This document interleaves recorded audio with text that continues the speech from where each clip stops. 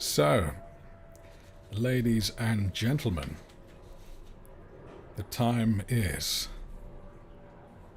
5 past 6 in the morning. I get up early, especially for you guys. Today, it is going to be incredibly exciting. I'm having an unscripted chat with Benjamin Loeb. Am I saying that correctly, Ben? Loeb, Loeb? Loeb, Benjamin? Loeb, Benjamin? whichever one you want. Okay, I'll just stick to Ben for now, because everyone knows who you Yeah. are. Cinematographer, first of his name, king of anamorphic, emperor of the frame. If you've been living under a rock, which I'm sure you haven't, yeah, Benjamin is probably, would you say, best known for Mandy at this point? Definitely. Definitely. And the thing is, I just wanted to pick up on our conversation yesterday because it still boggles my brain that I sit down to watch Mandy, and I was with a couple of friends, and we were thinking, here we go. So sober or unsober? So I think it was a gradually increasing state of inebriation. Yeah. And we sit down, and I was thinking, here we go. It's going to be a Nicolas Cage meme fest. That's what we live for. That's what gets me up in the morning. And yet, what we were faced with was, in my opinion, and I think the opinion of many, is the best horror film to come out of the last 20 years of filmmaking. Honestly, I was glued to that fucking screen. Thankfully, watching it in cinema as well before the time pre-COVID when we all got knocked out and sent to the apocalypse. And Yeah. it was just fucking nuts. It had everything. It was complete subversive expectation of watching a movie. So I won't kiss your ass for too long. I just have to get a bit of fangirling out the way.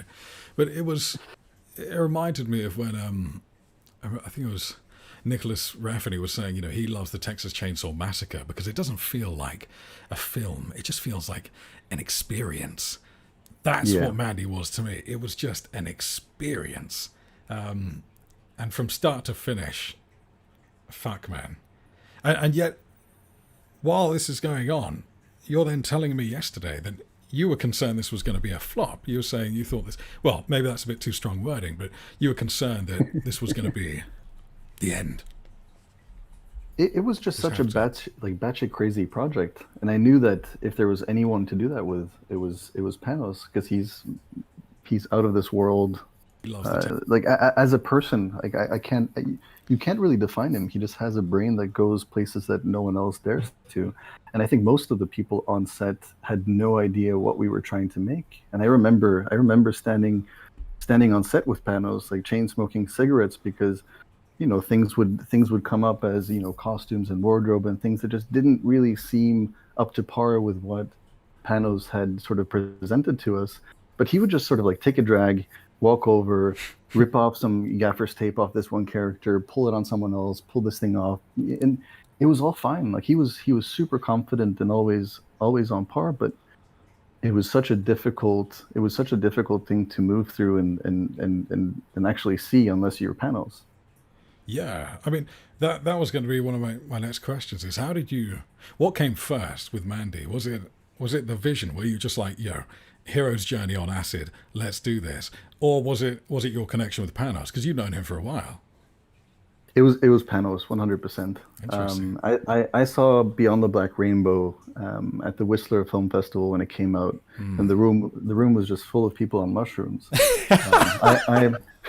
I was not for that screening. Too heavy for me. But it you can just tell that his vision comes from such a specific place, and that was a movie he fully financed himself, pretty much. Really Um, interesting.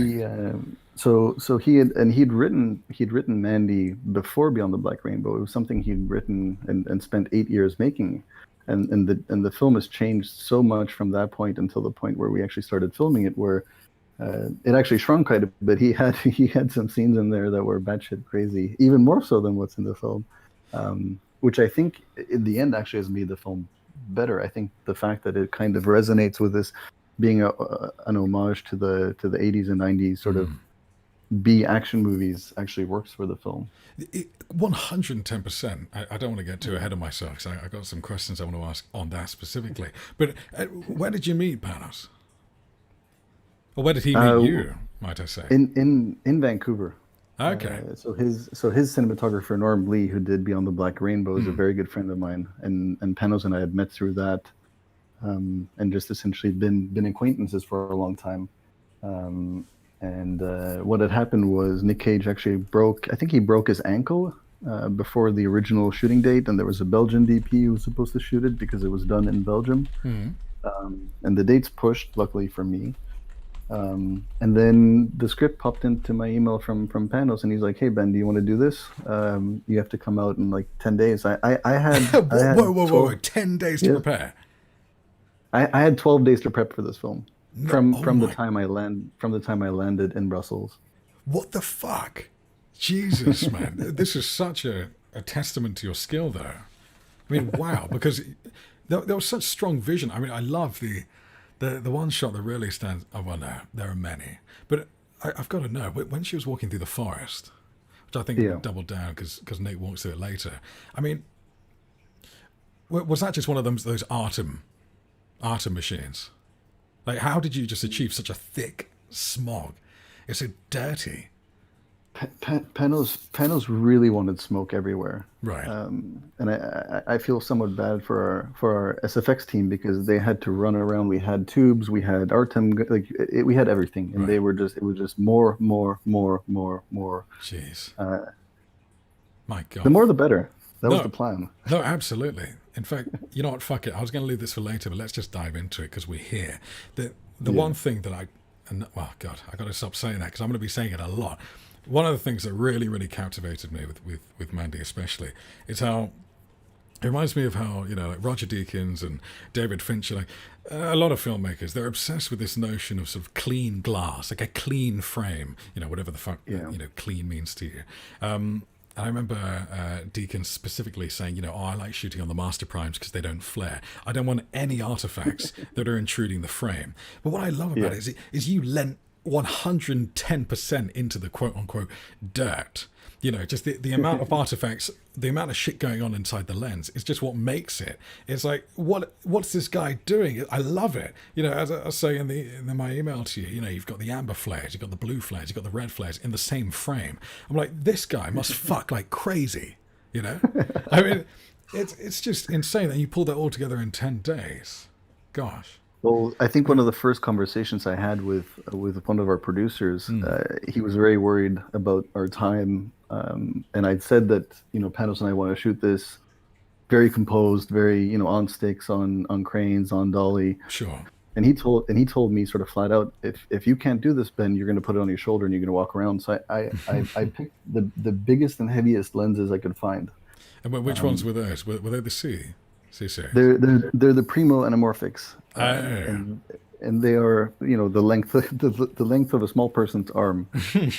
Um, Are those the proper vintage ones? The ones that are actually it's like a glass, isn't it? And that's no, these are no. I think they predate those. Oh gosh.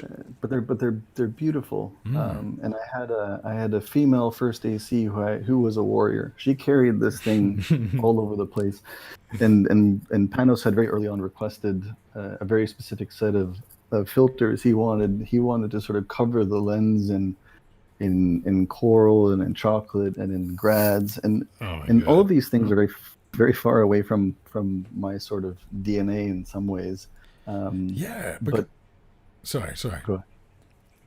No, and we'd sort of tested a bunch of things, and I would go in and I would suggest to Panos, let's go with a chocolate one because it's kind of Mm. subtle and not too much. And he's like, no, let's go with a chocolate two. Let's go with the Oh core, shit.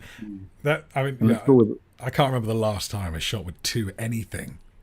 I remember I had one mentor who was saying, if you don't get to see the lead actress, you can always tell how bad the situation is by the filter that's being used. And he was like, if you're going into two with a classic soft, you're fucked. You're going off the fucking grid at that point. But that's amazing. Did well, I mean, Because I was watching King Cobra today, just refreshing my memory because it's been a long time.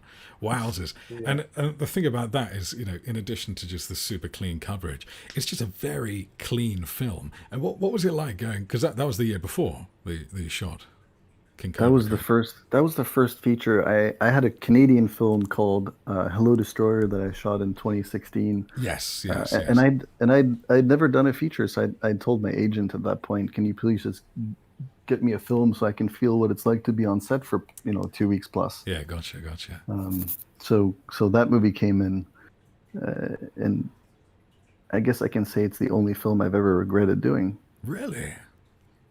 I But think so. but by virtue of what, if you don't mind me asking? I think any DP going into conversations with a director, this was my first sort of, you know, being interviewed by a feature filmmaker, going into this idea of learning what their vision is. And I don't think I ask enough questions, and maybe just the idea of what he wanted to do and what I wanted to do was so different in reality, but not in terms of a conversation. Right. I see. And that's something you don't learn until you're standing on set on day 5 and you're like, oh,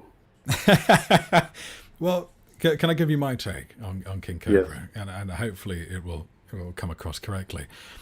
yeah, Because the one thing I kept thinking when I was watching it is one, it's kind of like a fucked up Billy Elliot, really, you know, and as in the 2000 version, was yeah, my interpretation. And I saw a big similarity between sort of like Brian Tufano, who shot that film, and that his whole approach to that was similar to sort of good editing. He wanted the cinematography to be somewhat invisible in the yeah, best way possible, providing enough of like a naturalistic but cinematic canvas that the story is really coming first, and it is the star of the show. I got that very, very same sensation from King Cobra in the best way possible. It was a sort of thing where you became very unaware that the camera was there. It was just sort of omnipresent. It was meant to be there. You're looking into a sort of gritty reality. And from my perspective, I was sitting here being like, wow, this guy really, really managed to hop on to what the core of this is. It is. It's just pure story. So I don't know. Don't be so hard on yourself, man. I loved it. But I oh, understand, thank obviously, you. from a personal Yeah, perspective, it's always a bit different, isn't it? I think the first one is always very hard, Was it was it because what they fed you on set? amongst other things. Yeah, well, I mean, I imagine bananas must have been banned. Making It was eye up. It contact. was it was it was an upstate New York film with I think 400,000 in the budget, and shot in 15, 16 days. Wow, gosh, my lord. And I mean, And that I was even wondering, sort of with that film, it's the music that really ties it together. I mean, the sort of uplifted. I can't even remember exactly what the genre was, but this sort of rock and roll flair coming into these very intimate yeah, scenes of two guys just about to fuck. yeah. And I was wondering, what was that like for you, sort of sitting behind the camera? Were you just sort of very was it an uncomfortable experience, or were you kind of into it? No, I was super into it. It was great. Yeah. I would say, I really find, and this is kind of what draws me to the idea of being a cinematographer, is like every single project you jump onto, whatever it is, and no matter what the project is, you're always sort of forced into these situations where you have to learn something new. Mm, And no matter, like, it doesn't really matter what the end result is, because I think as long as the process gives you something and you learn something from it, then it's good. mm, And that for me was kind of, I sort of equated it to my first marriage, which didn't go so well. So this was kind of my first feature, which didn't go so well. And I find the idea of having those experiences immediately and upfront kind of gives you this opportunity to learn and change, I guess. mm. Wow, that's a really beautiful, unorthodox way of tying these things together. But that makes perfect sense, man. All the power to you. And Thank you. and with yeah, I mean, you're one of the few people that can say that you filmed James Franco getting bummed. Yes, I Not did. many people can say that. That should be the first thing on the And he CV. and he was shooting. What's that show that he does? The HBO one in New York. the Simon, was it Simon Davis Oh, who produced gosh, it? I can't keep up. He's all He over the was map, isn't shooting he? he was shooting that show during daytime, and then he would drive 2 hours up to where we were, and he would shoot with us at nighttime. You know what? That makes perfect sense because I don't want to Yeah. throw shade at Franco, but he was not in it. No. He was not in the performance whatsoever. This guy's meant to be a violent gangbanger. I mean, honestly, when I thought the beautiful irony of it was when he pulls out the gun. He's like, "I'm gonna fucking kill him," and I was like, "This is great. This is porn acting." This is porn acting within a porn film. Which again works for the film. I mean, yeah, depending on who you ask. But yeah, and I must know, there's one exterior. When the guy goes back, I think he lives at a farm, right? Is where it's like a family farm, and then we Yeah. sort of cut to that exterior. Those silos were looking very phallic. Was that cheeky and intentional, or am I just reading too much into I this? I didn't shoot that day. Oh, was that second unit? That was there was another DP from New York who took over. I had to fly home. I think they added an extra day. Oh, I see. Okay, well, we'll never know. We'll never know. We'll never know. We'll never know. Oh gosh. But with yeah, I mean the other thing I touched upon yesterday, I was talking about how I think it's fascinating that, and fuck man, 10 days to prepare, that's still blown my mind because you set the tone for the next sort of what I thought was emerging as like the Nicolas Cage style when The Color of Space came out. And I was thinking, Yeah. I know it's not Ben that shot it because as I said, it looks like knockoff Ben here. But you were sort of defining. I mean, I guess they thought, oh shit, that worked. Fuck, let's do it again. But how come that wasn't the right story for you? Why were you Well, feeling it? jumping into Mandy, Mm. I already knew that this was not to say a long shot, but like for this film to succeed, I don't ever want to do that twice in a row because I don't think history is on our side. I think you do something well once and then you move on and you do something different. Gotcha. And that film to me was with the same producer, the same team. Obviously, Richard Stanley had stepped in and was directing, and I have a weird relationship with that producer. I think he's one of his name is Josh Waller, but he's one of the most invested and sort of in the right space for producing something in the field. But he was so gung ho. He was like an ex-military guy who also directed, who wanted a certain specific vibe on set, and then just investment wise, I think he was more invested than anyone, and I just didn't think that I could do that nor work with Nicolas Cage and do the same sort of weird, bizarre thing again. Right. And again, like I said, like I jumped onto Mandy because of Panos. That was if there was anyone who could sort of pull off something as fucked up and crazy as that, it was him. And I knew that he had such a even from the references that he'd sent me before I flew out, they were so weird and bizarre and different, but yet so specific. Like he had a picture of one of the old Chelsea players with like the broken nose mask for the Black Skulls, and I was like, who would ever pick this? Who would ever pick this as a reference for something? But it just made sense. Yeah. Fuck, man. I mean, but that's the thing is you don't want to work with normal people. Normal people are terribly boring. But it sounds like you really dived in the deep end with him there. Sounds like one hell of a guy. Fuck. It was fun. It was Yeah, fun. man. It was a nightmare because we shot, I think 19 of our 29 days were at nighttime, and it was during summer in Belgium, Fuck. and it was a terrible summer. So it was cold and rainy. So we would start our days with a late dinner and then work until 5 a.m. when the sun came up. Oh So we had gosh. 7.5 hour shooting days. Man. And how did it read on paper? Because I was just refreshing my memory, and I was just thinking that one of the most bonkers and potentially overlooked things about Mandy is how the dialogue is just so dichotomous. It's like every single line of dialogue is followed by the thing you least expect. We come to the sort of, arch nemesis, archetypical bad guy, I can change you, I am your salvation. And then the next line, he's like, I'll suck your fucking cock, man. And I was just like, how did this read on the page? Were you terrified by it, or were you just like, you know what, fuck it, let's go? Exactly that. I was like, let's go fuck it. Let's go fuck it. Yeah.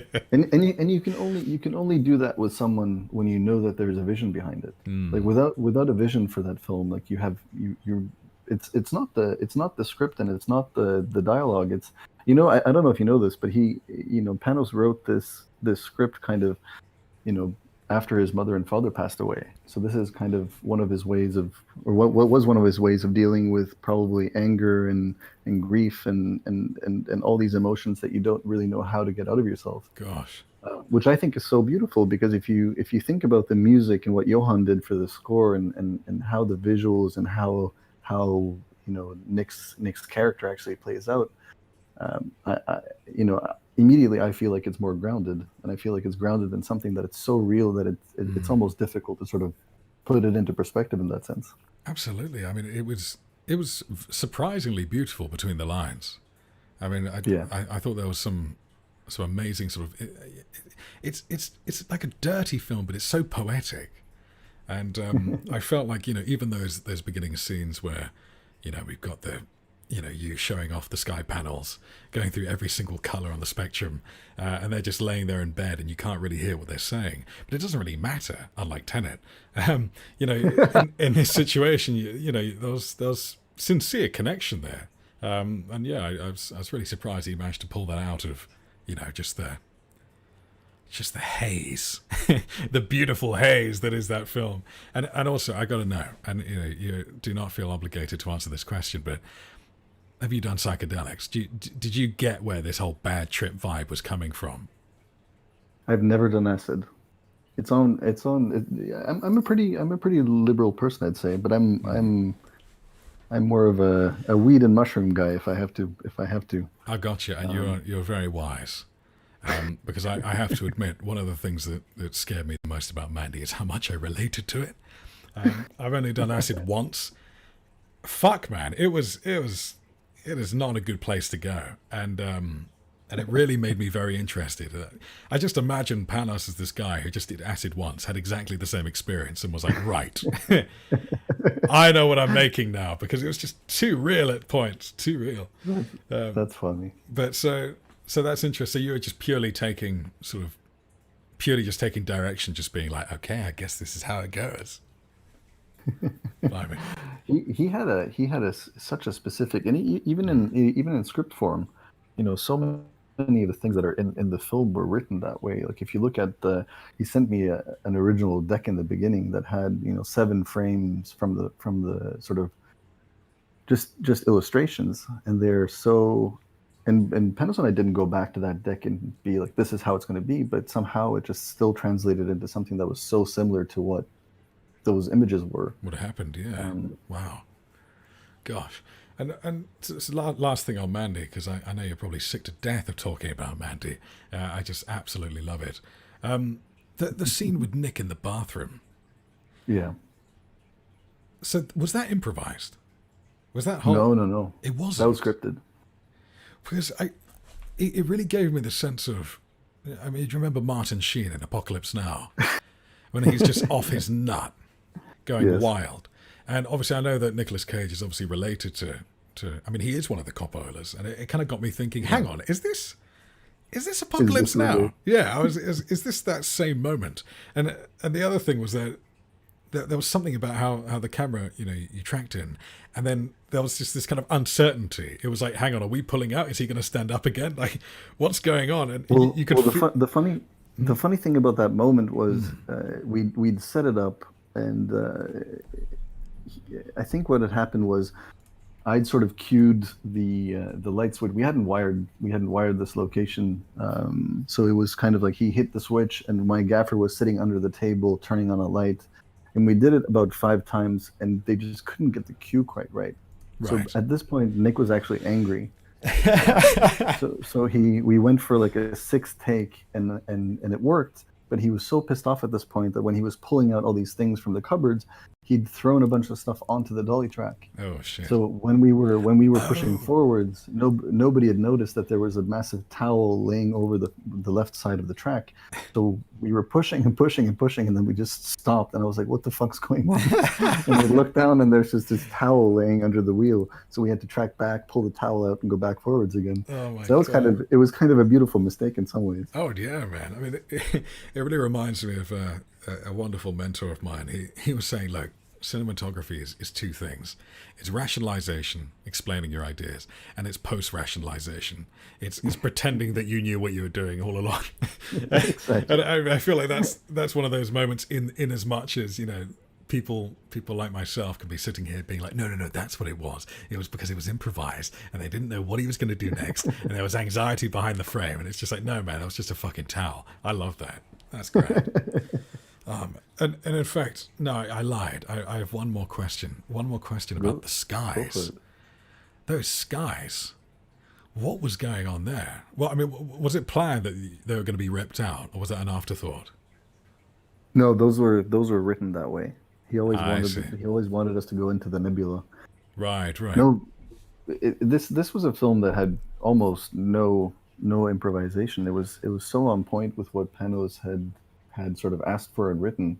It was in many ways you could have added 20 million to the budget, and it would have been, of course, a very different film. But I think, again, like we were talking about, the idea of this being an homage to the sort of 80s and 90s, Yeah. B action movies like that. It sort of works for it. Gosh, blimey. Yeah, because even at the end, I was just thinking, I mean, what the fuck is going on in that last shot? I was like, is he just on another planet? Is this like a very literalism based metaphor? Which I guess so, right? But that image of him looking into the camera at the end with Mandy, that's just a stroke of genius. In fact, what's interesting is I think it's just that you got that slight lens flare poking in on right or Yeah. left side of frame. That just kind of draws it all together. I was like, Nicolas Cage smiling like this, just his white teeth popping, his dilated. Yeah, were they wearing contacts? Ooh, How did they I keep those don't. eyes? Just, I mean, because I know that's the thing. I mean, trust me. You take acid, you go from seeing in 50 mil to 16 Yes, he mil. had. Yes, he had contacts. But we had a funny incident. We had on the first day he was chopping down one of the trees that's in the opening sequence, um, and we had this moment where I think our tech base was about a kilometer out of the forest, and there was a one lane forest sort of road through, and Nick showed up with the wrong T-shirt, and these T-shirts had deep meaning. So Panos wanted the right one, and they had to send cars back, and we were like 40, 50 minutes late, and he shows up, and he's supposed to chop this tree down, and he didn't realize that he was actually chopping the tree down, or he was actually using this chainsaw, and nobody had told him. There was no safety person that had really been like, hey, like, this is how this is done. So he was quite upset because he kind of killed the chainsaw the first three times, and then he got really angry and sort of revved it like crazy, and he shoved it in the tree, and then he got a splinter in his eye. Oh fuck! Were you um rolling? and and we were rolling, Is this footage exists somewhere? and Panos and I kind of looked at each other, and we were like, we just lost Cage on day one.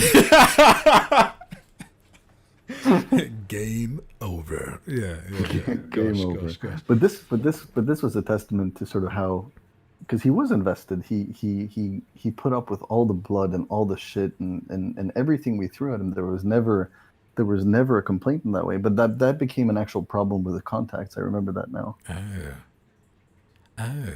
Yeah, because I did notice his eyes were a little bit off, but I wasn't sure if that was intentional.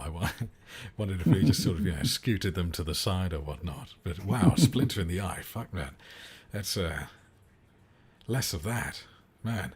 And so I mean, after Mandy hit, I mean, when you're walking down the street and women are just throwing themselves at you, how do you deal with that? I mean, the amount of attention in the press afterwards. I mean, from this small film that you thought potentially was going to fall flat. How was that for you?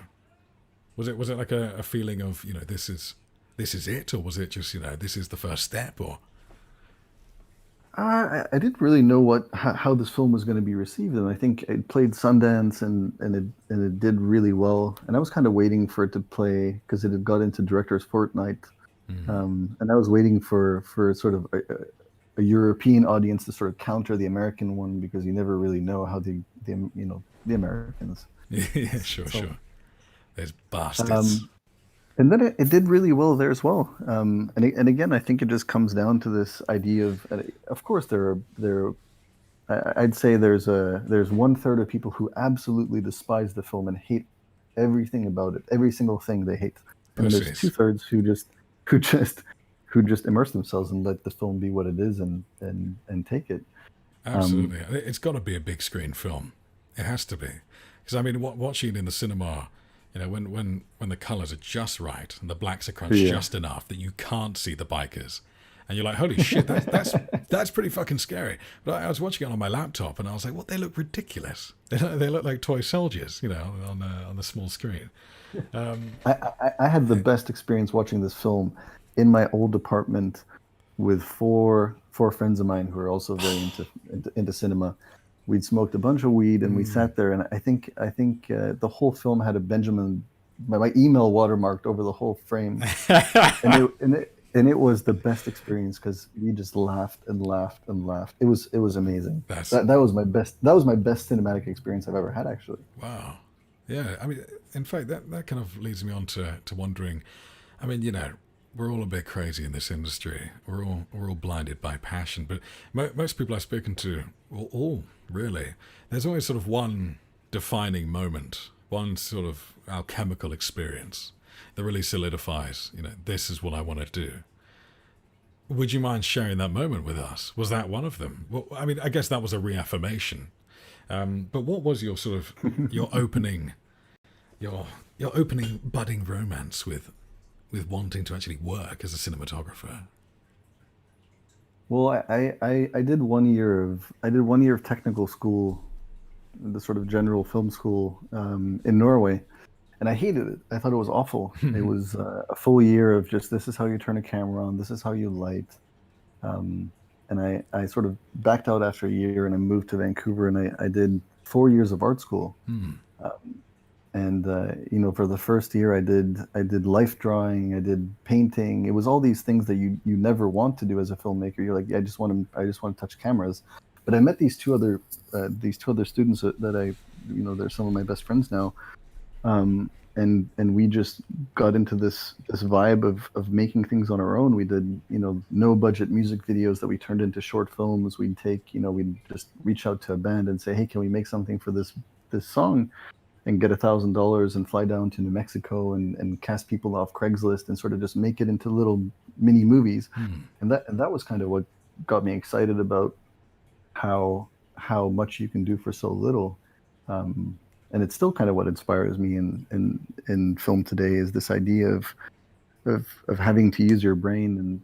And coming from commercials and going the opposite way, I actually think is quite difficult sometimes, at least with the people that I've spoken to who are trying to go the opposite way. But when you come from nothing and you learn how to make something out of nothing, and you talk to people and just ask for favors, and sort of it really works. And it's always been sort of my inspiration of pushing that forwards. I've never had a desire to jump into quote unquote bigger budget. And of course, it's slowly, it's kind of inevitable to move in that direction in some ways, but I still find that this idea of making something out of nothing is my favorite thing as a DP.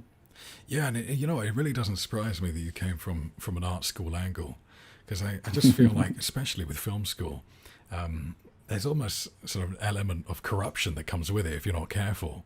Because Yeah.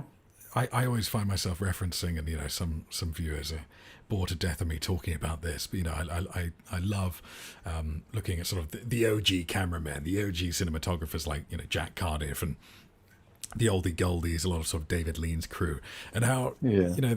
they were raised in an era of filmmaking where they didn't really have anything to reference except what came before. Art, painting, drawings, music. They had to draw their inspiration from such a varied area of art, because that's all it is at the end of the day. It's art, it's ideas. And yeah, I God, I sound so wanky saying this, but I feel like you have such extreme vision that I don't think you go into film school and they'd be like, all right, Ben, this is how you do 3-point lighting. You know, then before you know it, you're condemned to sort of, you know, the fox look.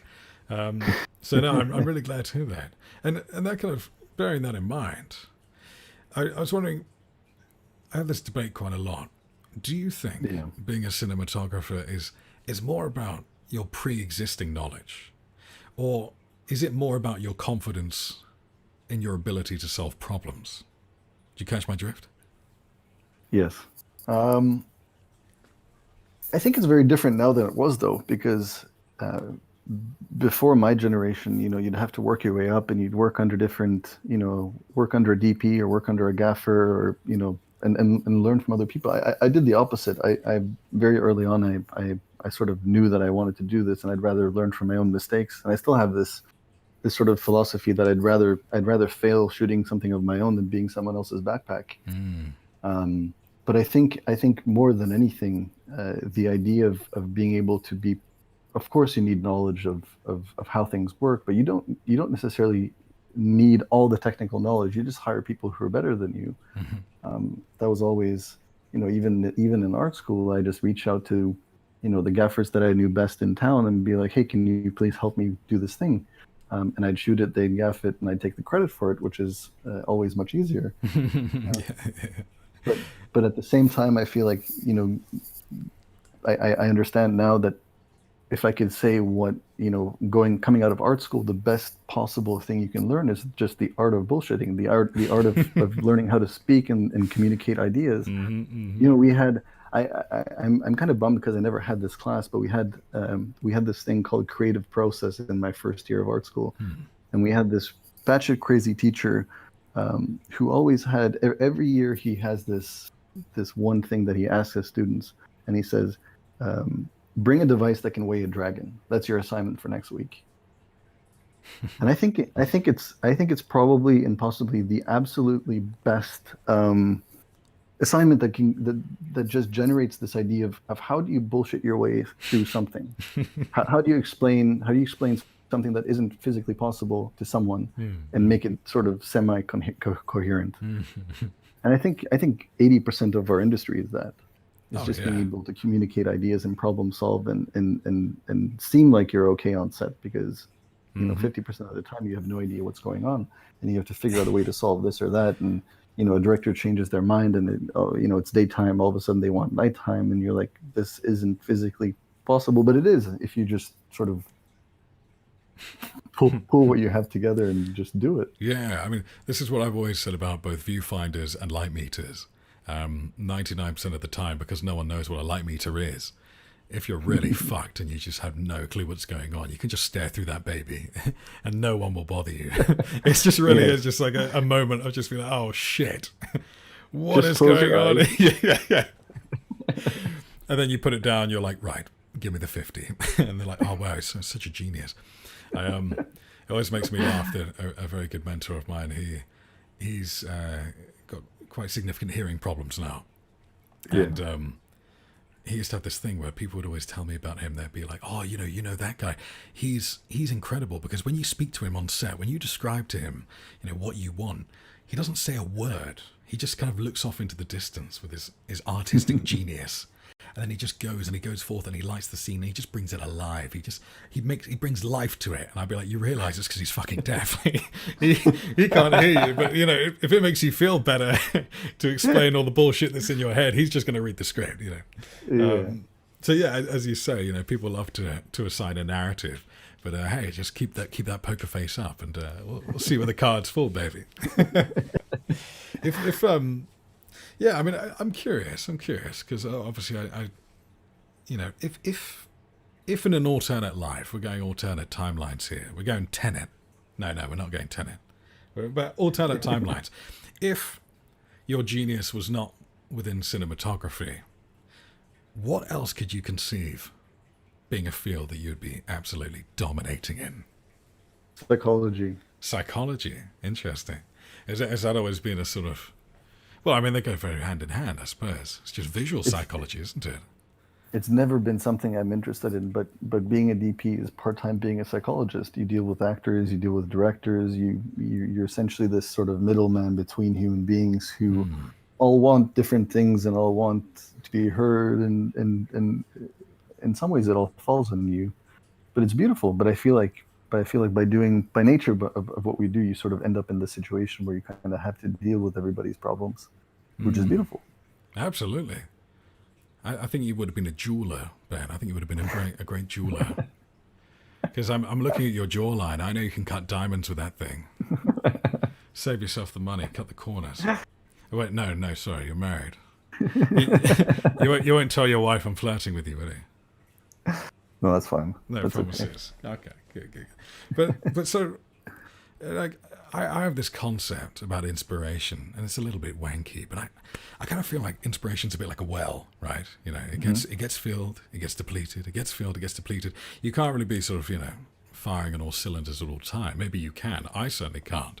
But when you find yourself in a fog, or whatever you want to call it, how do you fill your well of inspiration? What sort of artistic dates do you take yourself on? Do you step out of the form, or do you just find yourself watching more movies, or what is it, man? I hang out with my kid. Yeah, that's where ideas come to you. I've no, it's definitely watching. It's definitely watching movies. But at the same time, like working in film is so consuming that it's difficult when you finish something and you feel like you've sort of tapped out in some ways. It's hard to find that motivation. It definitely comes from watching things that sort of captivate you in some way. But at the same time, I find myself after finishing a movie, I have no desire to watch stuff. I just want to sort of hang out at home and really do nothing. And it sort of takes the time it takes, but it comes from seeing stuff that inspires you.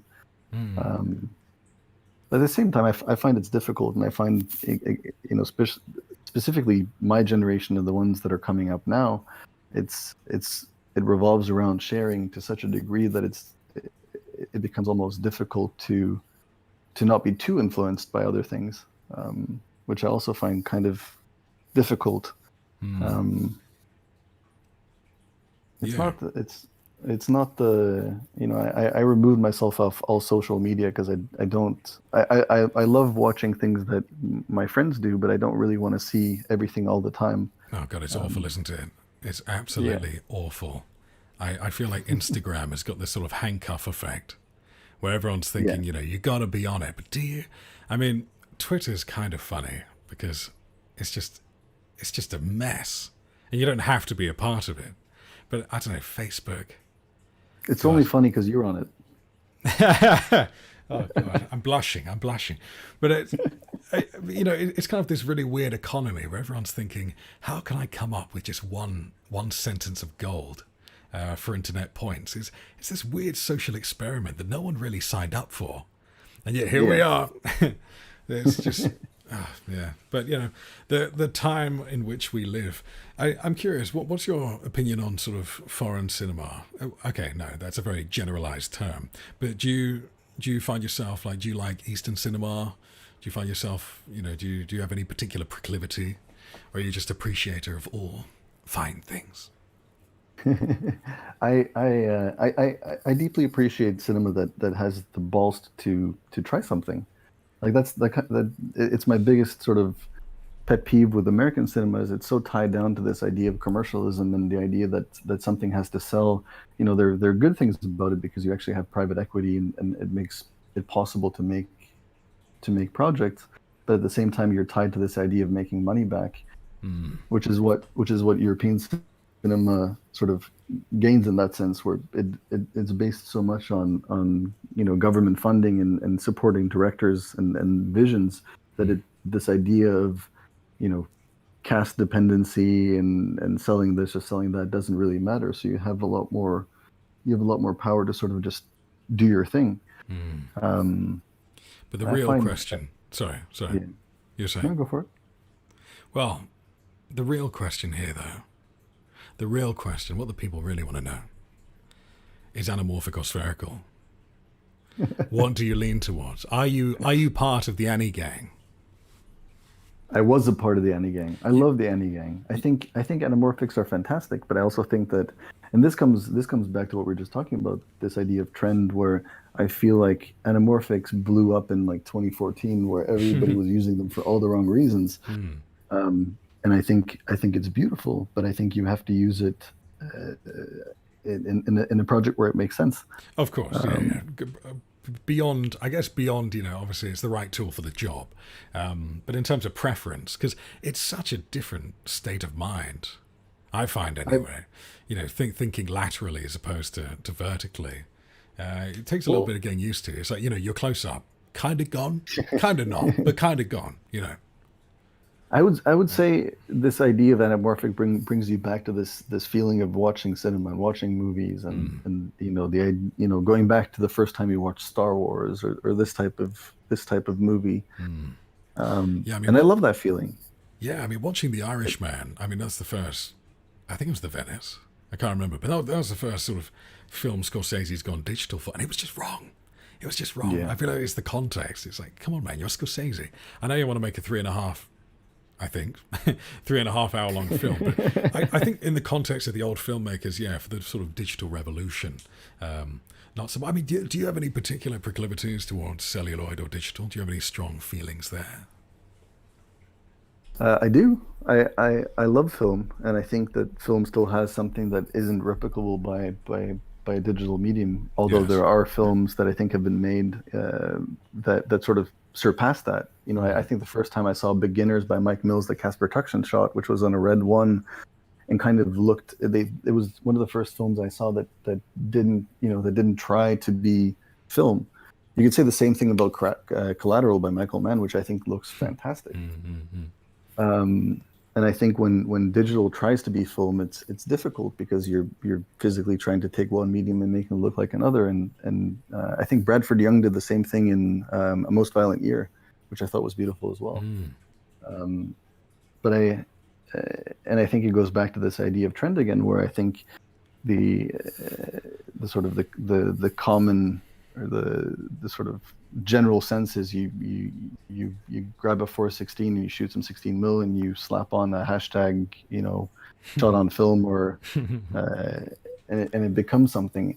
And I'm not a huge fan of that. I think again, this idea of picking your medium for the right film. Yeah, um, or like Bradford Young, you can just go ahead and make your own fucking lenses, which is just or crazy to or me. that Yeah, I mean, or that. would you ever get involved in optics? Is there anything that would tickle your fancy? If I had the brain power, I would love to. But at the same time, I think that it's so, again, this industry is so oversaturated with people who do that already. Mm. Um, and I think I've been a Panavision guy for a long time, and I think that the service they offer is already so customizable and so tunable to your preference, that you can get what you need. Mm. I don't have a huge desire. I started out in film by buying lenses. I bought a set of Cookspeed Pancros, and I bought a set of anamorphics that I customized through Van Diemen in London. No way. I had two sets that I built, and I shot everything on it. And then I realized that I don't really want to shoot everything on what I own. I'd rather I'd rather I'd rather not have all this luggage and all this shit that I have to care about, and something breaks down on set and it's your fault. Yeah, no one gives a shit why. You are an extension. Yeah, the kit's the extension of you. No, I get that feeling. Fuck. Yeah, How's that whiskey going down, Ben? I need more. Yeah? Yeah, do you want I'm to gonna go for a refill? can I refill? You go ahead, man. You go ahead. I'm going to stop because I'm feeling a little bit shit faced, to be honest with you. Give me 1 second. Go ahead, man. Go ahead. This gives me a good chance to look at the chat. I haven't really been keeping up. How are we doing, guys? Sorry, I would have included the crackle of the fire, but I wouldn't want anything to detract away from Ben's genius. When I saw Mandy in theatres, I thought I went insane when the faces morphed. Oh my god, me too. I think at that point I had to, well, What did I think I had to, because I was at a home cinema, so I just sort of paused it and I was like, fuck, okay, I need to I need to readjust my expectations of reality here. Which reality? Oh, I just saw someone in the chat was talking about, the infamous shot where the faces are sort of morphing in between each other on Mandy. And that was one of Yeah. those moments I just had to pause it and just be like, fuck, gosh, I need to take a breather here. Like, holy shit, what's going on? That was weirdly subtle because the skin tone is just perfect. And the shape of their faces is kind of, yeah, man, that was nuts. That God. was a fun scene to shoot. Yeah, I That was mean, written, and it was written exactly that way. you just can't stay away from men getting their dogs out. You know, as soon as he whips it out, he was good though. He managed to keep it at a half chop. But I haven't had a dong in a long time. no, I feel bad for you, man. We'll figure something out. We'll Okay, figure thank you. something out. Always when broadcasting on YouPorn, Tube, it's yeah, we'll find a home for you. But in terms of, well, what's your weapon of choice? I don't mean literally the red weapon, but what is your cam of choice if you had to choose? And I have a feeling you're an Ari man, but correct me if I'm wrong. I am an airy man. Absolutely, I mean 110%. But a new contenders in the ring, the Venice. Thoughts? No, No. no, Brand loyalty? no. I brand loyalty, I have nothing against the Venice. I just think that ever since the mini came out, I've just been happy. It's great. I'm excited for the next one to come out. Even when the LT came out, I it's not that I hate it, but I just don't like what it feels like. And I think this idea of large format and blah blah blah, it doesn't. What a I don't. fantastic train wreck that was, though. What a fantastic train wreck. When the LF dropped, and you're like, okay, introducing the new fucking jumbo jet. And I was thinking, who the hell is going to shoot on that just for true 4K? I mean, Ultra HD vibes are good enough, surely.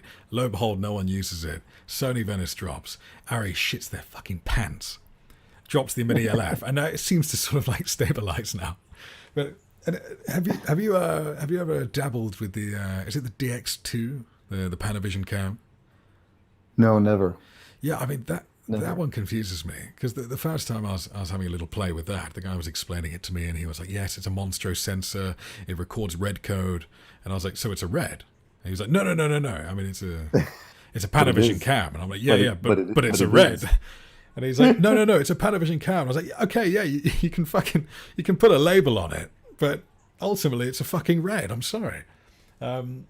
See, I don't know what the hype is there. Not a clue. I will say I've shot a couple projects on a red recently, and I've been pleasantly surprised at certain things, but I'll never switch. No, I mean it's just If it's digital for me, it's airy. yeah. I don't know, man. Just playing with a red, and it feels like you're sort of booting up Windows XP, and 95. not even. It's God, it's just a bit of a nightmare. Meanwhile, playing with an I would love Arri is like I would freaking. love to shoot something on a red one again though. I really want just for the just for the Just whirring just fan.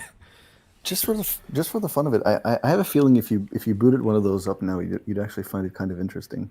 Okay, yeah, maybe it's time. Maybe we'll figure something out. Gosh, but it's I mean, are you a purist? And what I mean by that is, how a lot of people is, we have this sort of fix it and post culture to varying degrees. But it's even when people are like, no, no, no, let's shoot it high res so that we can reframe it. And when people say that, I always think, why are you so careless that you can't get the frame right in camera? This kind of reliance on, I mean, I know it's good for tracking. I mean, if you have the storage, all the power to you, do it. If you have the processing power to deal with it, all the power to you. But No, don't. this cult of high resolution. Yeah. What are your thoughts on it? It doesn't matter.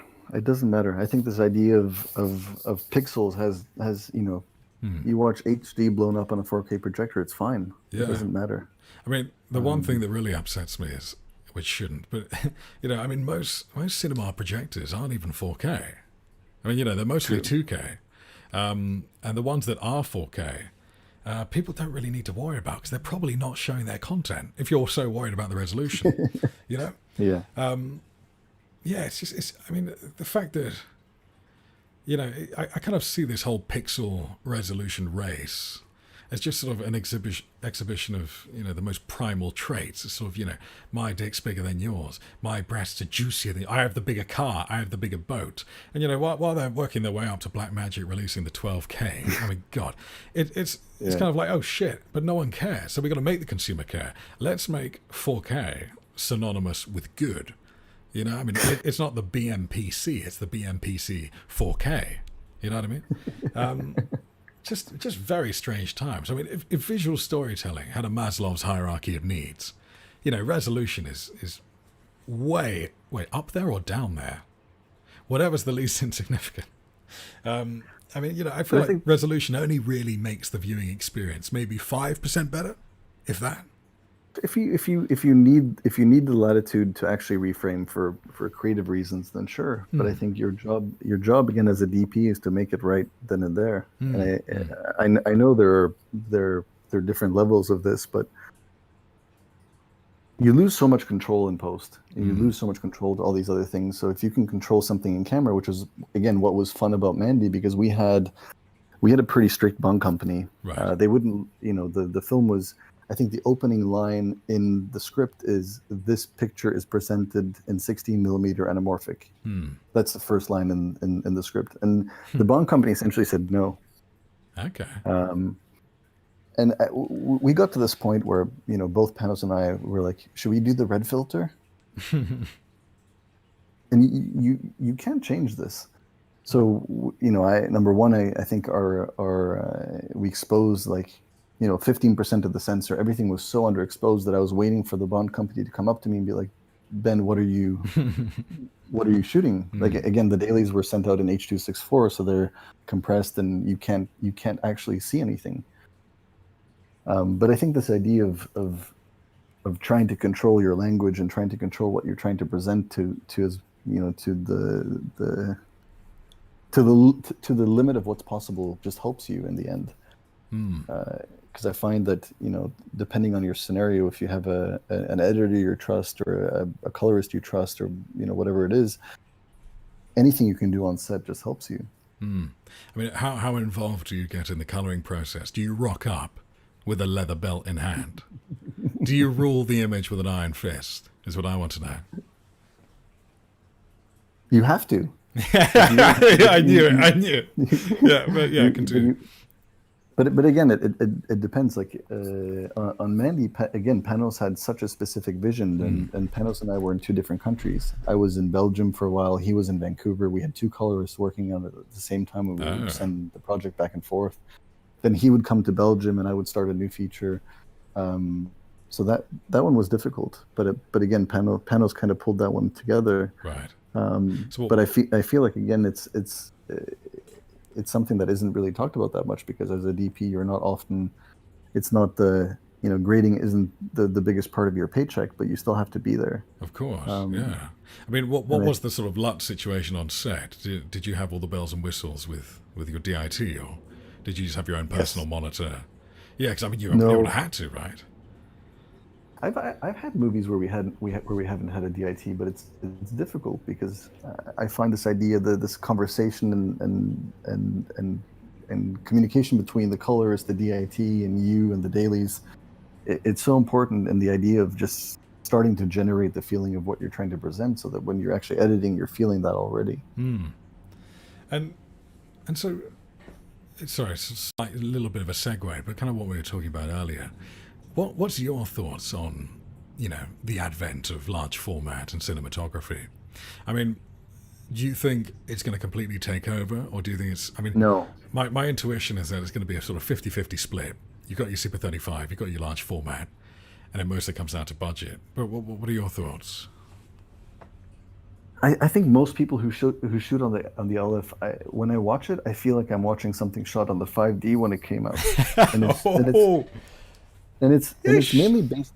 It's mainly. I think for me, it's this reaction to Shallow Depth of Field, which I it goes back to the conversation between anamorphic and spherical, where you're hiding certain parts of the frame because, and sure, some people might think it's more cinematic, but I think the idea of seeing in depth and feeling your layers is interesting. And yes, it makes it more difficult because you actually have to treat it more. So when I watch stuff shot on the LF or large format, or like right now, it kind of turns me off. Oh, okay. Interesting. Like your favorite Do you film, Tenet. do you like it, Trago? I mean, hold on, let me just check if there's any bugs under the table. I'm intrigued. I'm intrigued. I think I'm always looking for some way to innovate between the four corners of the screen. It's very interesting to me. Obviously, there isn't a huge pool of stuff to take away from, but this whole idea that you can maintain certain sort of long lens compression but still have a wide shot. I know you weren't a big fan of Tenet. There are lots of flaws with it, but I did think that there's something really cool for very human stories about being able to place your character sort of center frame without it feeling a bit awkward. I feel like you can get away with that a bit more with large format, but I haven't shot a lot on it. I don't have a fully formed opinion yet, but I'm watching it with a curious raised eyebrow, let's say. So I'm I think not going to shut it out, but we'll see. I like to fuck I think around a what bit they more. did. I like to make some mistakes with it. That's good. That's good. I think what they did in Roma was beautiful. Hmm. But then you watch TV shot on the LF, and I think it's horrible. I think it's really it really turns me off. Yeah, I mean, yeah, you know what? I'll agree with TV. I think there's this somewhat of a feeling of like, I paid for these sets. I want to fucking see them, going on behind influencing that decision. Would you ever shoot monochrome without ever Yeah, being your Rolodex? I love black and white. Yes. I When love are we black going to and see it? When's the next guy getting his dong out white. extravaganza happening? And is it In happening black in and the white. In yeah, black and white. exactly. Because then Ben, it's art, you see. I like black and white. I think again this idea of getting it down to contrast. It's not that I don't like color. I love color, but it makes it simple. Um, Do you dream in color or do you dream in black and white? I dream in color. Okay, interesting. Not everyone can say the same. My nightmares are only in red though. Yeah.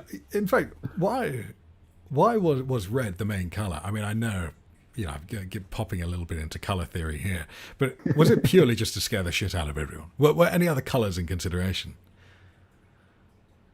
We had a bunch of color in consideration, but red was always the one that resonated with us. I mean, it is It felt fucking it terrifying. felt That it first felt sort of right. smash cut when you see Jeremiah coming up. I mean, yeah, laying in the weirdest position I've ever seen anyone lay in a car. He's not driving, I is he? heard No, No, he's not. no. Yes, he is driving. Yes, he is He's driving. driving like a fucking gangster from the 80s.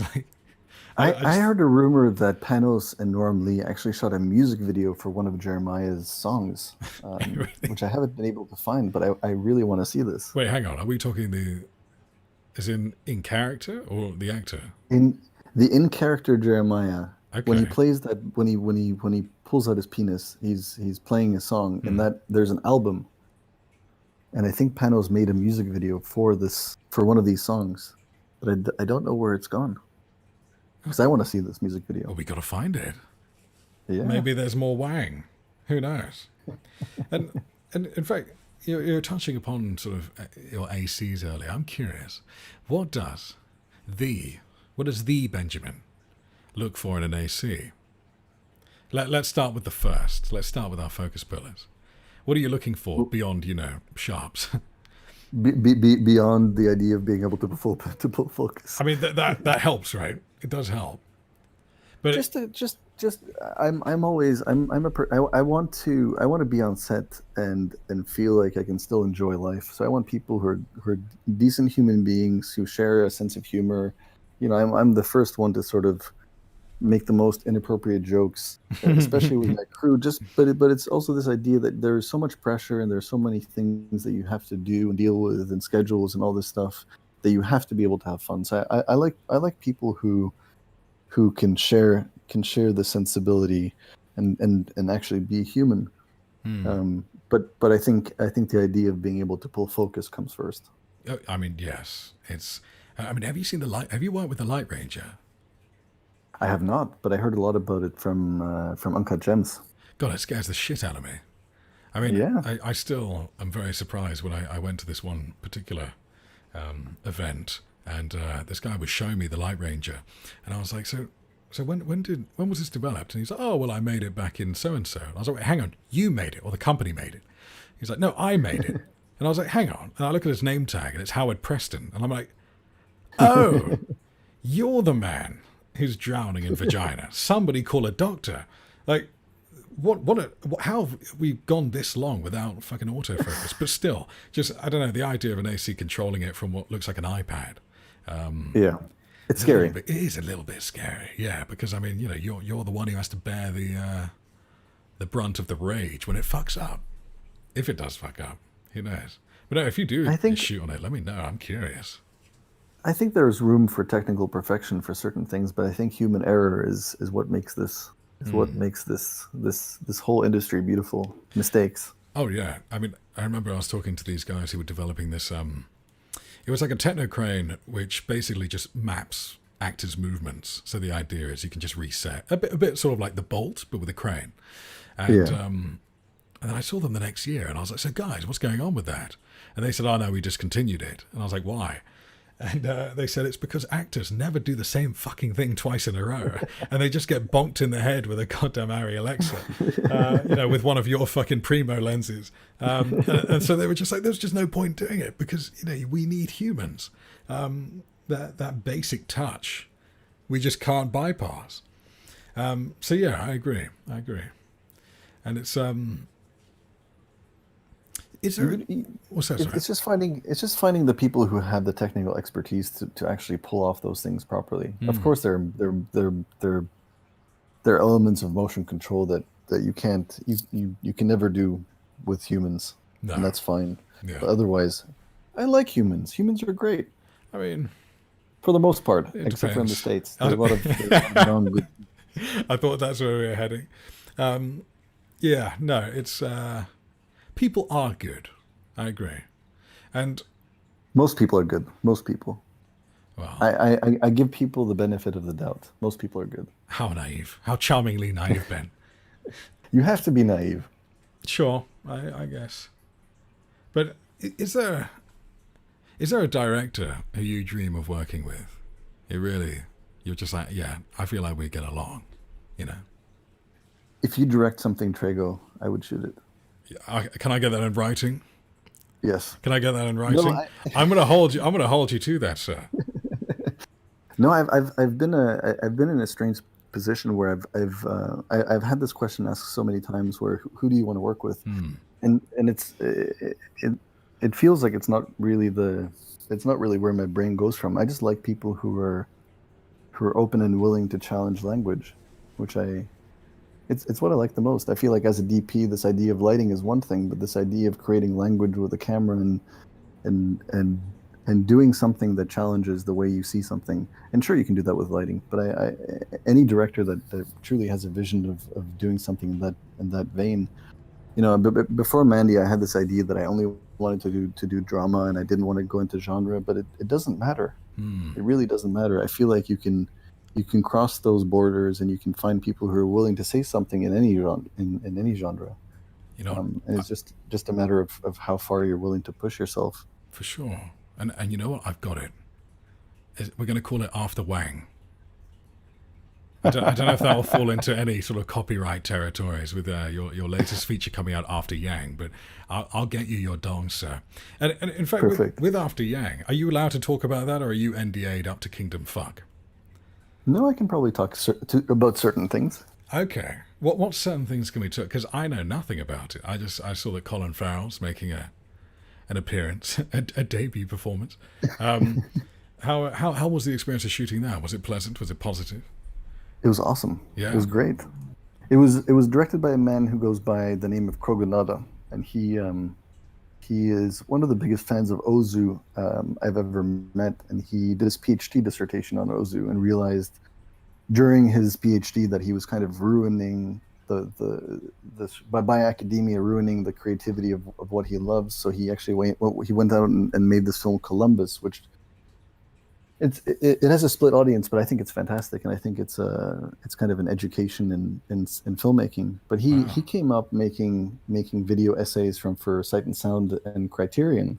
Oh. I don't know if you've seen these videos, but he did like, what is neorealism, Terrence Malick, Fire and Ice, The Hands of Bresson, and he started analyzing the language of all these filmmakers. Okay. So he comes from a perspective of language. And with After Yang, it was definitely that. It was an exploration of language, but it's based on a short story that Alex Weinstein wrote Oh, um, fascinating. about a couple who have an adoptive Chinese daughter, Hmm. and essentially buy a cultural bot to educate her about her heritage, and that's kind of where the film starts. A cultural what?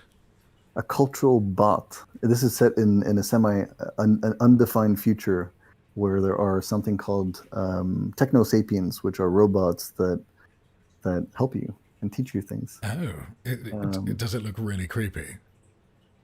no, this is the most un-sci-fi sci-fi, which is what I love about it. It has really no sci-fi elements. It's like a human drama Oh set with my. a robot who looks like a human. And Yang is this robot. Oh, I see. Huh. Blimey. And is Colin Farrell as much of a treat to work with as one would imagine? He's one of the nicest human beings I've ever worked with. Really? I'm He glad to he hear that. truly, yeah, he truly was one of the most pleasantly surprising figures I've ever had on set. He would sit there and he would, by day one he knew everybody's names. Wow. I like that a lot. He bought us ice cream. What ice cream? What kind He of bought ice us cream? ice cream. I don't remember. Can't have been that good. But the I gesture. don't think I don't think I had one. I think I was busy setting up shots, but everybody else had ice cream. Oh gosh, you paint a very sad picture there. Colin Farrell laughing with everyone in their arms eating ice cream, and you're sitting there with a fucking tea bar in your hand, trying to get the plate off. Trying to get the plate off of an airy head, perhaps. Are you an airy head guy? Do you like the wheel? I like wheels. This film, however, was we have it has three moving shots. Everything else is static. Oh, wow. Oh, I sense disappointment, Trago. No, I'm very. The fact that you said three, you were counting. That makes me curious. Because on Mandy, you're on a dolly, you're on a peewee the whole fucking time, weren't you?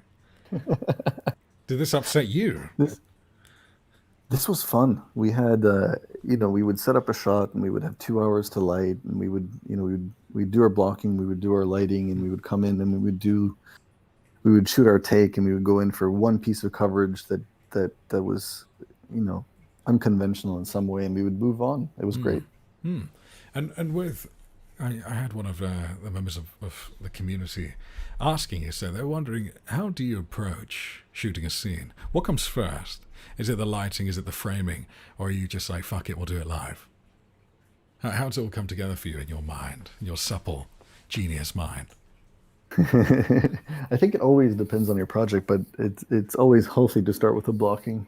I'd say just understanding what your characters and your actors are taking out of the scene and where they want to stand. Because if you light everything for what you think and what you anticipate, from you and the director, and the actor goes, "I want to sit in this corner," which I think is quite okay. I'm really happy lighting an area of a scene and then having them sit in the darkness. I think that's kind of okay.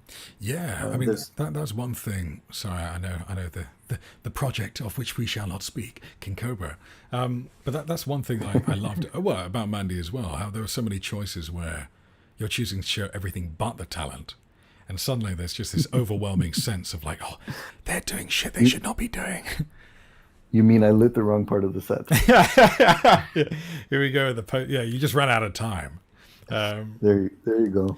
But no, I thought it was incredibly effective. I think especially, yeah, in Mandy, with the monsters, our spiky boys, I'm going to call them. Bikes, yeah. Yeah, was that Whose idea was that to keep them silhouetted? Because it was terrifying. It was a concept from the beginning. Panos never really wanted to see them. Right. And then when we first did our tech scout on day two of me being in Brussels, and me going through everything, and you go, I want a condor there, and I want a condor there, and I want a condor there, and I want a condor there, and then the PM comes to you and says, you're about 150,000 euros over budget, so what can you cut? And I sort of had a conversation with Panos, which was, Panos, we can't afford anything, and he went, let's just not have any moonlight. They're just at nighttime. There doesn't exist anything, and I thought that was quite fantastic. And that's, mixed with this idea that he never really wanted to see these people. Yes. It became more of a practical exploration of what we could do with the bikes and just the atmosphere in general. Yeah, I mean, you guys were really tripping when you were going for the inserts. You're just like, fuck it, give me some lime green. Strobe that bitch. I was like, what is going on? That scene kind of came a bit in a whim, and I just I programmed the ceiling to sort of do that, and I hadn't showed Paddles yet, and then I sort of showed it to him, and he was like, "Let's do this." But the problem was nobody could see anything. I think it hurt Nick's eyes a little bit. A little, I imagine. A little. It was intense, man. I mean, even I really thought it was a stroke of genius at the end, where, I mean, I'm not quite sure if the location's quite connected. There was this sort of strange cistern-y basement, and then he's walking out of a wooden church. But I loved the very innocent but horrible pulsation, and we were just like, there are so many parts of the frame that were just in pure darkness, and you managed to make Nicolas Cage scary. How do you make Nicolas Cage scary? And I wasn't 100. I wasn't. Yeah, the voice modulation. What were your thoughts on that? I love it. You loved it? I love it. I mean, I think in the cinema it worked, but through my laptop I was like, what is this? Nicolas Cage fucking, oh man. I think a lot of that feeling though comes from Johan's score as well. Oh yeah. I've listened to that soundtrack so many times. The guitar riff in the opening. Oh, it's awesome. It's awesome. Oh boy. Yeah, that gets me guitaring. Christ. And Icelandic people, man. Yeah, you know what? The Icelanders, they're very good filmmakers, because they got access to everything from a very, very young age. Is what I've noticed. I mean, Reykjavik's what, like 300,000 people?